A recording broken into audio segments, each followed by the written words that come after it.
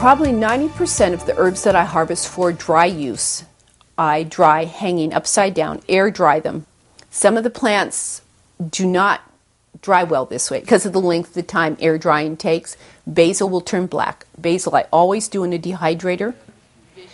And anything that I want to preserve the shape of will go in a dehydrator because air drying, gravity takes hold and the plants, all the petals will droop downwards. And if you want something that's aesthetically still in its more natural shape, like sunflower heads or calendula heads, bachelor buttons, then I do those in a dehydrator also to maintain the shape as much as anything else. Another way to dry plant material is by using greenhouse screens laid out on benches. I do my echinacea that way. I do my lemon balm, my anise hyssop, because I use such a larger quantity of plant material for tea than you do for a condiment like basil that you use just as a seasoning. So things I need really a large quantity of I can do, and I can get them turned over really quickly on those screens. The only problem is the screens have to come out and be washed in between products usually, and that's a little minor irritant. After drying, products need to be packaged for sale. I sell in cellophane bags when I want to do an economical product.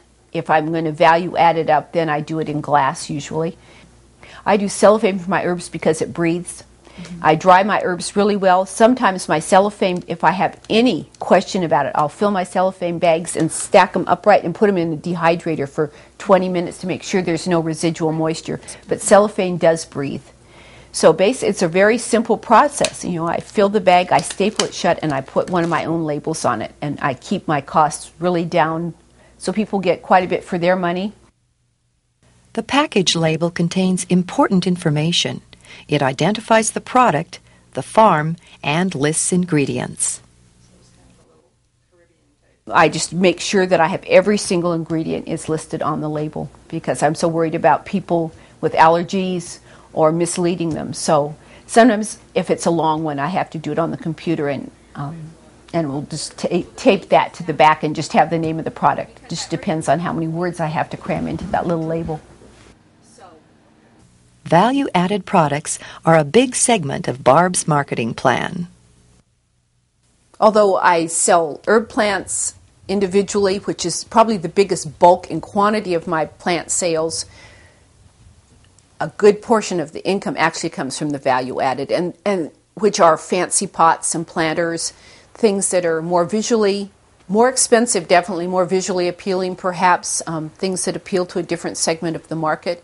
And I think that's really true on my dried things, my dried material too, whether it's a wreath that I make out of things I've dried for visual impact or an herb wreath to hang in your kitchen.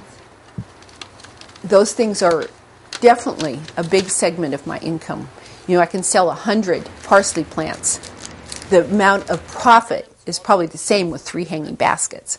And I'm not sure that's an exact figure, but your value added definitely brings you a lot more money. And the bottom line, it also takes a lot more labor. So if it's something like I do that I enjoy, I would probably be doing anyway, that's nice, But I think you do need to think about that. If you can just make a living selling bunches of parsley, that's fine. But for me, that hasn't worked, It's always a little bit more labor, a little bit more imagination, a little bit more creativity. The people who appreciate that are the people who tend to spend more money.